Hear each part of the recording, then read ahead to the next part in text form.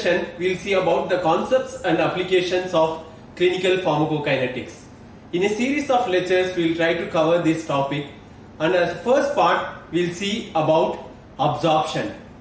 Now to see about what are we going to see in this session, we will first see what is pharmacokinetics, then we will stick only to absorption first and take upon the factors affecting absorption. We will see about 5 or 6 factors which affect absorption and what are the applications associated with each of these factors.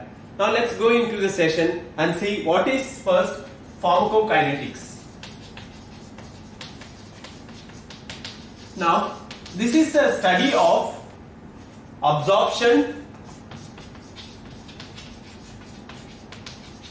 distribution,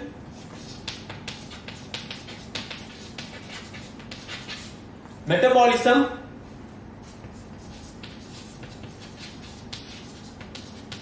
and excretion of drugs. So this involves 4 processes. They often give it as a mnemonic ADME: absorption, distribution, metabolism, and excretion.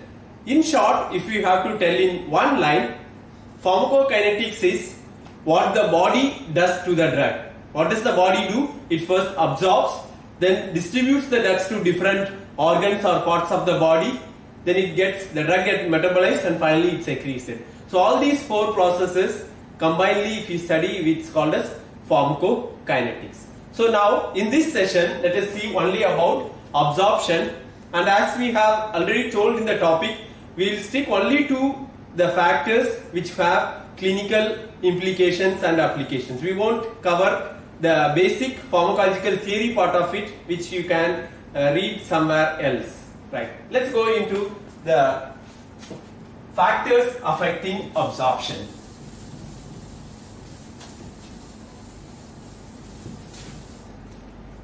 Let's take the first factor, the particle size.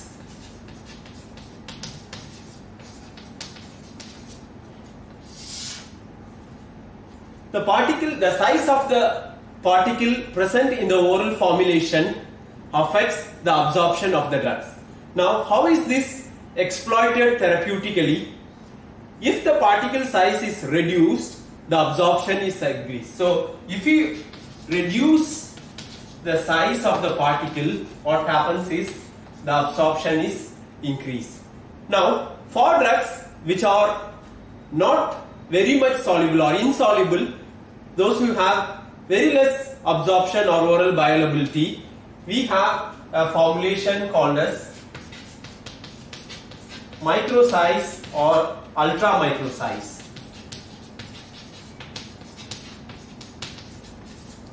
So as the name implies, the size of the particle is very, very small. Micro size or still more soluble. Micro size, or some people call it as micronized.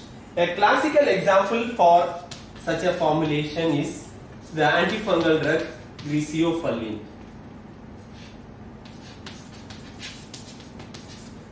So this drug is given orally, and to increase the absorption, it's available as micronized or ultra micronized tablet. So this is how the factor or the point that reducing the particle size can increase the absorption is applied therapeutically or clinically. So that's the first factor, the particle size. Now let's go on and see about what is the second factor which affects the absorption and how this is exploited therapeutically and clinically. The second factor is the blood supply.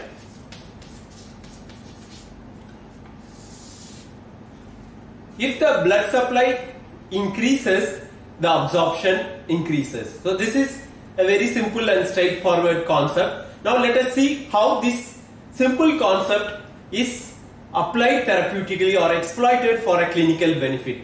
There are 2 or 3 examples or conditions in which this point is applied or made use of therapeutically. The first place where this point is applied is a classical example of hyoscine transdermal patch. Now you all know that this hyoscine transdermal patch is applied. Where is it applied? This is applied behind the pinna, isn't it? Right. Now, have you ever wondered why this transdermal patch of hyoscine is applied behind the pinna? Usually transdermal patches are applied either on the forearm or the front of the chest, isn't it? But here, this is one patch which is very specifically applied behind the pinna. Now, most students or many people think that because of the proximity of this site to the vestibular apparatus, it is applied in this side, or it is applied behind the pinna. Now, this reason is absolutely wrong. This, it is applied at this site, has no connection to this proximity, right? Now, so then what is the reason? If you look into the reason of why a transdermal patch of hyoscine is applied behind the pinna. Now, if you look into the site behind the pinna, the temperature and more importantly the blood supply at this site, namely behind the pinna, is more compared to the other conventional sites which are used for application of a transdermal patch. Now, this facilitates rapid absorption and thereby leading to a quicker onset of action. Now, this is used for motion sickness. So here, this is a condition we want the onset to be quick. But we also want the drug to act for a longer time. That's why we give it as a transdermal patch. So the onset is quick or fast and the action is sustained. Thereby, the other anticholinergic adverse effects are also reduced. So this is the reason why transdermal patch of hyoscine is applied behind the pinna. So the blood supply increases, the rate of absorption is exploited here for a beneficial purpose. So this is one point how this blood supply can affect absorption is made use of therapeutically. Now let us see the second condition wherein the same principle is used. Now, all of you know that for anaphylactic shock, the drug of choice is adrenaline, isn't it? Now, what is the route of administration of this adrenaline?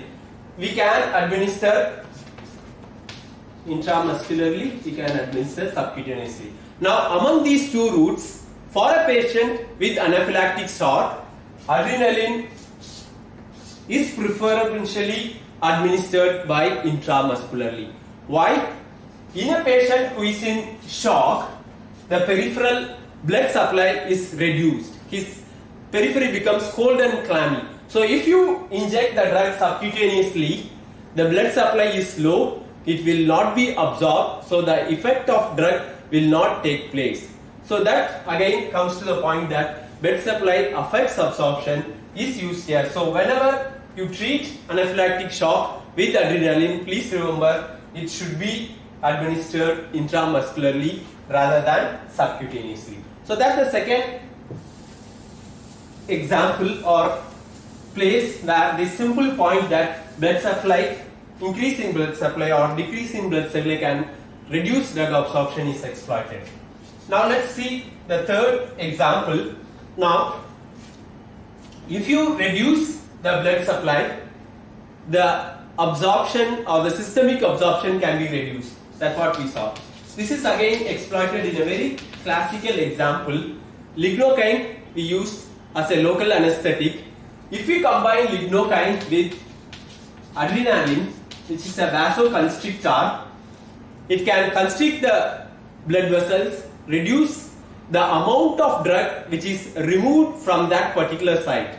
So what happens? As a result, the duration of action of lignocaine can be increased. So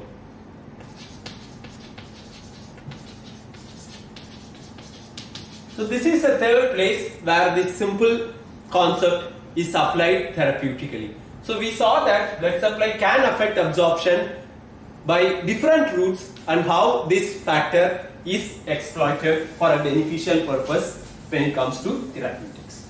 Now let's see the third factor which affects absorption of drugs. The third factor which affects the absorption of drugs is the pH.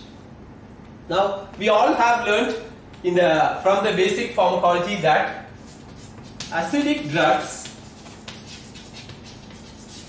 are better absorbed in which medium?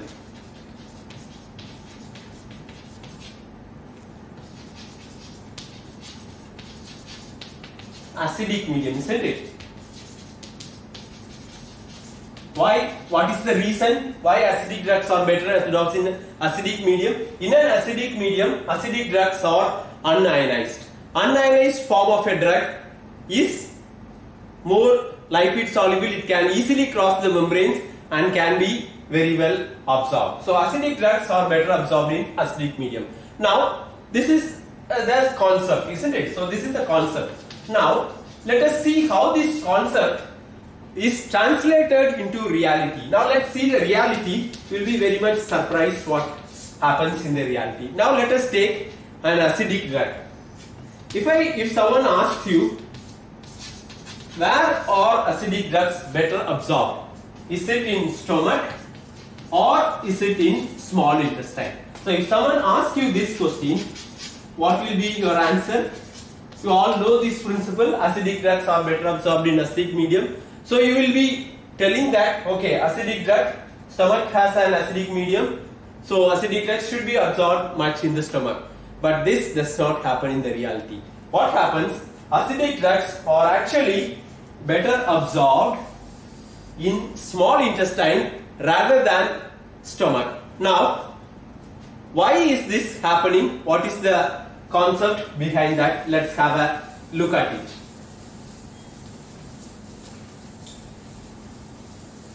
Now, what happens in the reality? Let us see why this effect of pH is not translated into reality. Now, if you look into stomach, it has a very thick mucus covering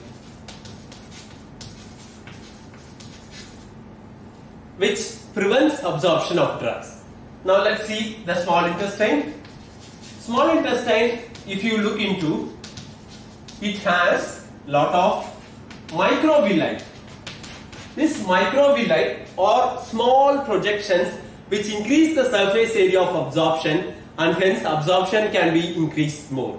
Not only that, the blood supply also is more in small intestine, and hence these two factors overcome the effect of pH, and hence in reality acidic drugs are also better absorbed in small intestine. So please remember that even though the concept is acidic drugs are better absorbed in acidic medium, in reality acidic drugs are better absorbed in small intestine rather than stomach. Now let's come to the fourth factor, namely gastric motility.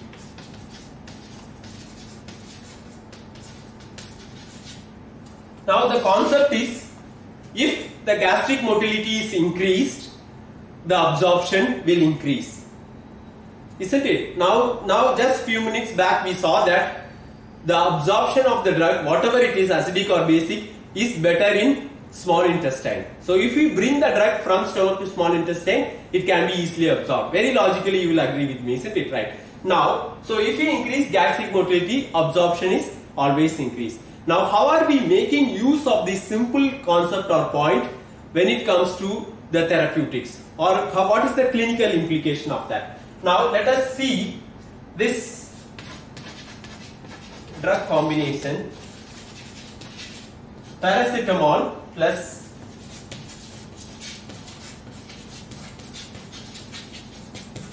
metoclopramide. This combination is used in a disorder called migraine. You all know that migraine is a disorder which has headache and vomiting. So to tackle the headache, we can give paracetamol. Metoclopramide, to tackle the vomiting, we can give.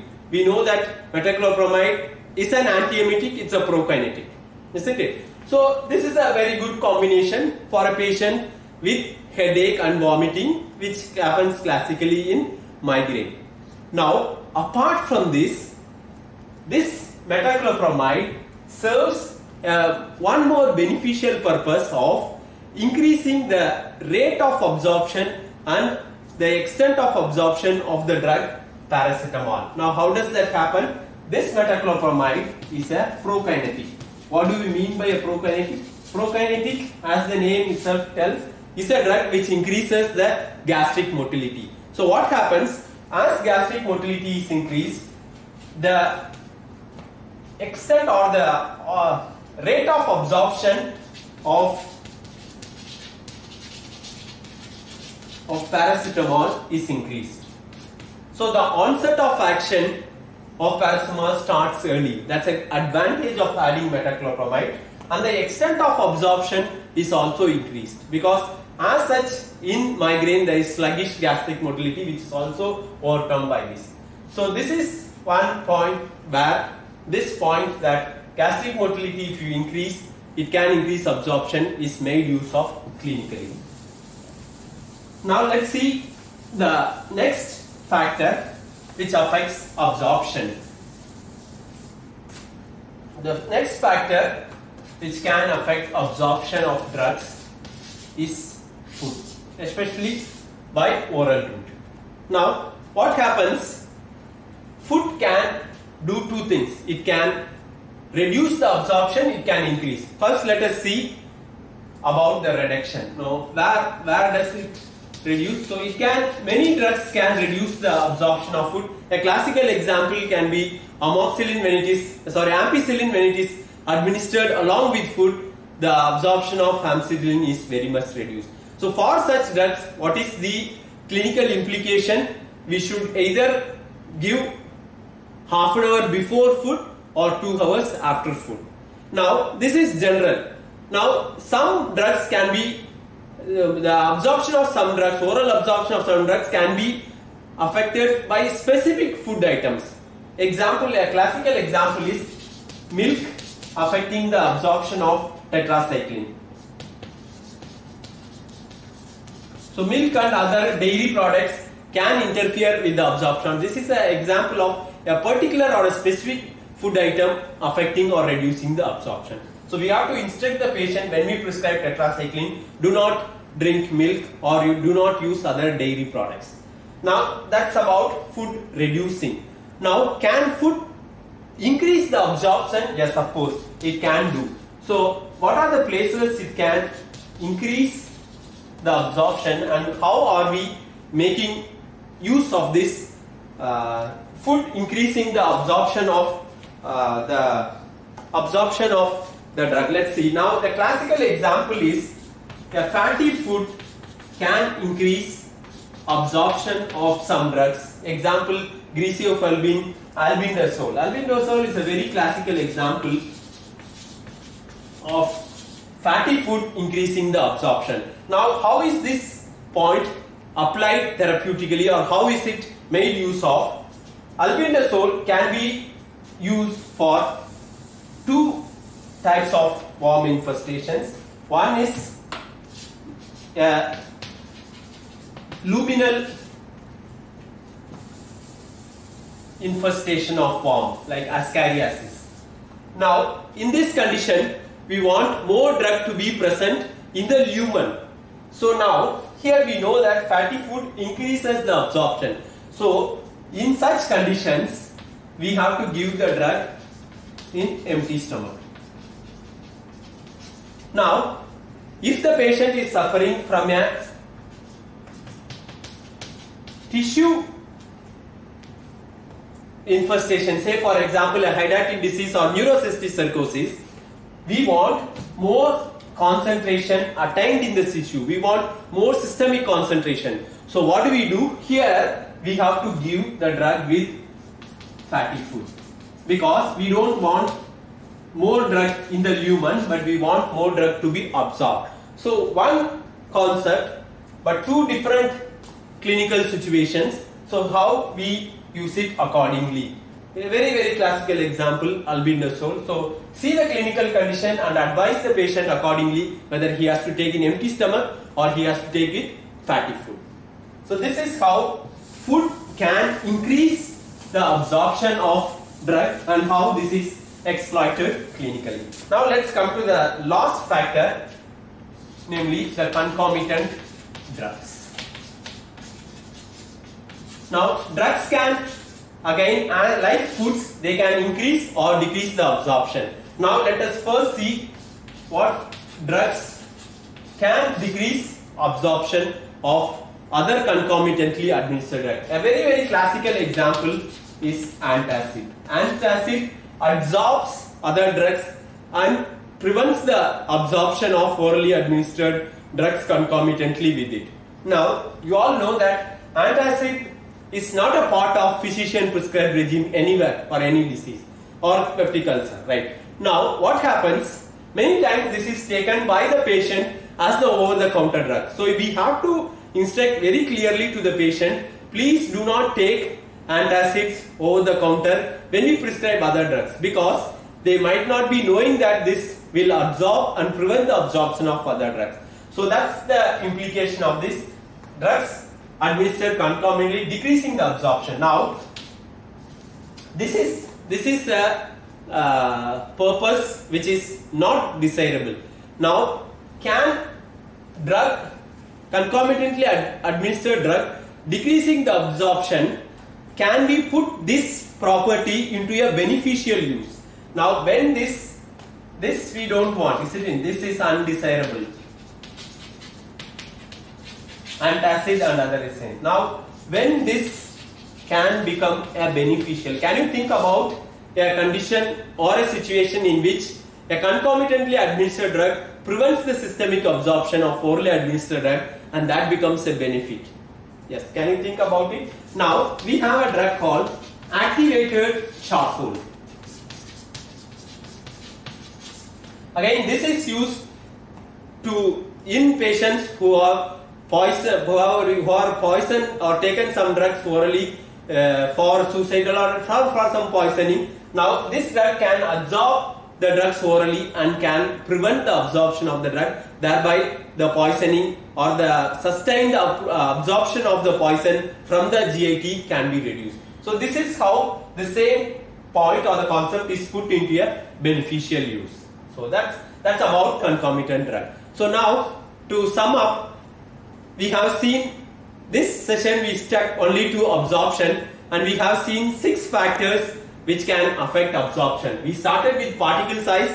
We saw that if we reduce the particle size, absorption can be increased, and this is made use for insoluble drugs which have very less bioavailability. Classical example is griseofulvin. We second saw blood supply can affect absorption by many routes. So if we increase the blood supply, the absorption will increase, or if we decrease the blood supply, the absorption will increase. We saw 3 clinical situation in which this concept is applied. The hyoscine patch is applied behind the pinna because it is the site, the temperature, the blood supply is ideal for quick absorption when compared to other sites, and a quick onset and a sustained effect with less reduced adverse event is seen. We also saw that adrenaline is preferentially administered intramuscularly in patients with anaphylactic shock, because subcutaneous route there is the peripheries are cold and calming, blood supply is very less. We also saw that lignocaine when administered along with adrenaline can reduce, adrenaline is a vasoconstrictor, reduce the blood supply and reduce the systemic absorption, thereby increasing the duration of action of lignocaine. We saw the concept of pH, that acidic drugs are better absorbed in acidic medium, but we went on to see that in reality, even though acidic drugs should be absorbed in acidic medium, stomach has a thick mucous coat which prevents absorption, whereas the small intestine has microvilli and more blood supply which favors absorption. So we all see that in reality acidic drugs are better absorbed in small intestine rather than stomach. Then we saw about gastric motility, how we increase with paracetamol and metoclopramide so that the onset of action of paracetamol increases. We saw that foods can either increase or decrease the absorption, and we saw a classical example of albendazole along with fatty food. Should we give it in empty stomach or with fatty food depends upon the purpose or the clinical situation of the patient. Lastly, we saw that concomitant drugs like antacids can reduce, and this that drugs can reduce absorption, can be exploited for a beneficial purpose with activated charcoal. So these are some of the 6 factors which have good clinical implication, and we have seen them. So thank you very much. If you have any doubts, please get back to us. Bye.